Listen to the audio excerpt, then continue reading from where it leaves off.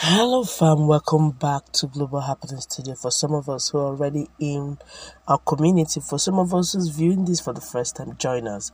But right now as we speak, we are on the southeastern house. A lot is happening, a lot is taking place. And the fact that they are into one another makes it a bit more dicey. Before we go into the newspaper to find out exactly what Ohaneze is saying again concerning Nnamdi Kanu, in fact contradicting themselves, we'd like you to subscribe to our channel by clicking on the red subscribe button. Beside it, you see bell notification icon. Please go ahead, click on it to get notified as soon as we update our channel on YouTube. The apex leader of Ohaneze Ndigbo, a socio-cultural organization of Ndigbo, has dismissed the statement making round that there will be no election in the southeast in 2023 if the leader of the indigenous people of Biafra, that's IPOB, Nnamdi Kanu, was not released in detention.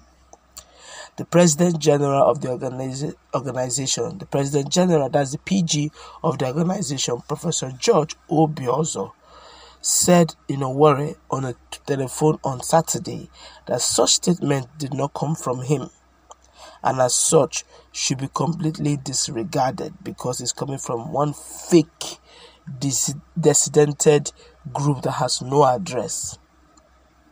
He said, and I quote, "Igbos have not decided on anything like that, and Ohaneze Ndigbo will only speak when they hear my voice or Alex Obonna's voice."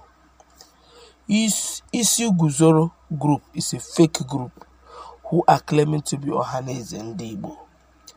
Obiozor maintained that the said group has no locus standi to talk about such issues concerning Igbos and was looking for cheap attention.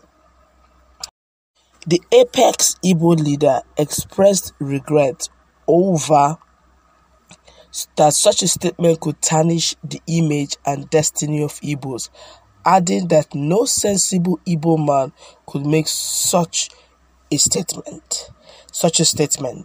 The President General, that's the PG, said that Nnamdi Kanu's release is a different business entirely, being pursued cordially and according to the rules and regulations, assuring that it is working out well. Oh, this is serious, and this is a very strong statement. A lot of Nigerians have started reacting to this because the truth is, at the beginning, when Ohaneze Ndigbo had a structured election and two groups emerged, one refusing to back down for the other, Isi Guzoro was more like the people's mandate. He looked more like the group that the average or the common Igbo man would easily aspire to, seem to speak the mind of the people, while Professor Obiozor seemed to be for the elite, for the politicians, for those who understand the politics of the game and who would rather remain afloat and speak in a political manner, though it ought to be a non-partisan, a non-political organization, but it had more of stance. A lot of the southeastern governors gave their full support to Professor Obiozor. Now, over time, the two groups have emerged, and they seem to be speaking pari passu alongside one another, but this time around in opposites. If Isi Guzoro is saying that they want Nnamdi Kanu released now, and even if it means boycotting the election, Professor Obiozor is going to say the opposite. In fact, he's going to counter it with all he got. He will tell you there's nothing like that. That didn't come from the apex group, which is Ohaneze Ndigbo.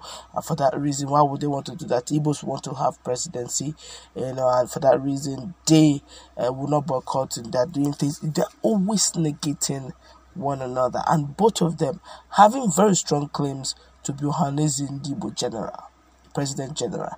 They all have strong claims that they have followers. They have strong claims that they have office, while Obiozor is of the opinion that such Ohaneze Ndigbo doesn't even have address. They just open their mouth and talk.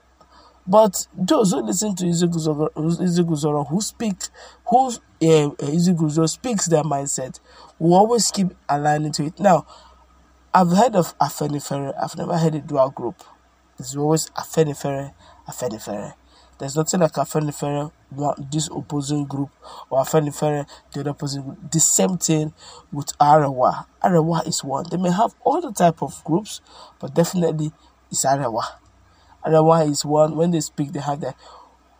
Now, as common or as little as Ohaneze, which is a social-cultural group, they're having two. Are they not going to keep contouring the subjects that they're doing right now?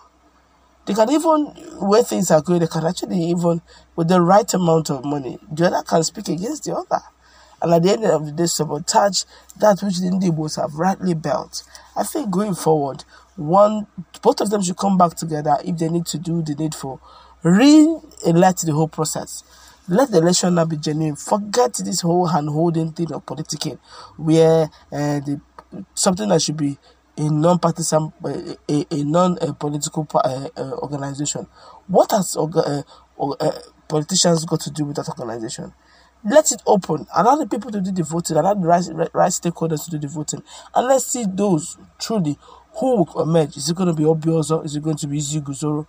Then whoever emerges, take it the way it is. Not this way, let's go to court, we drag it to court, the court is adjourning, and at the end of the day, Ohaneze Ndibo says, who is Ohaneze Ndibo? Is it the Obiozo group or the Iziguzoro group? Of course, Nigerians are talking, and we're going to take a cross-section of them, this is really disheartening. When Ohaneze speaks, who is speaking, really? This one here is saying, fake organization with no official address.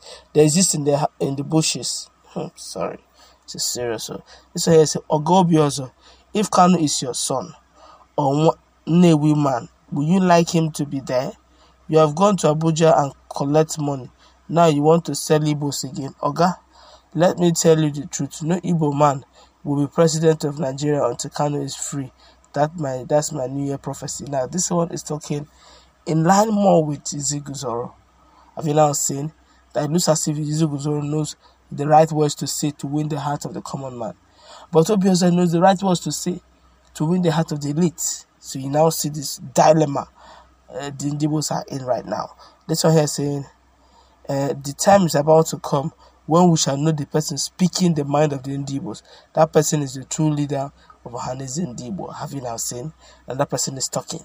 This one here is saying, make your own statement. Stop confirming or praising other people's statements. People are getting angry. This one here is saying, no voting. Yes, that's not true talk. If MK is not released from, have you seen? People are even talking about it. So it's quite a dicey one. Well, that's where we're going to wrap it up. Let's meet in that conversation. What's your take?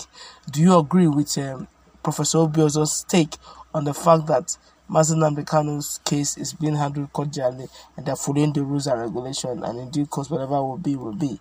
Or do you agree with Iziguzoro's statement saying, look, Nnamdi Kanu's release needs radicality? They have done since I told me seem not to have much effect to release him immediately and unconditionally. Then they'll take it to the next level, which is boycotting elections totally if Nnamdi Kanu is not released. Let's meet in that conversation. What's your take? What's your standpoint? Listen to it.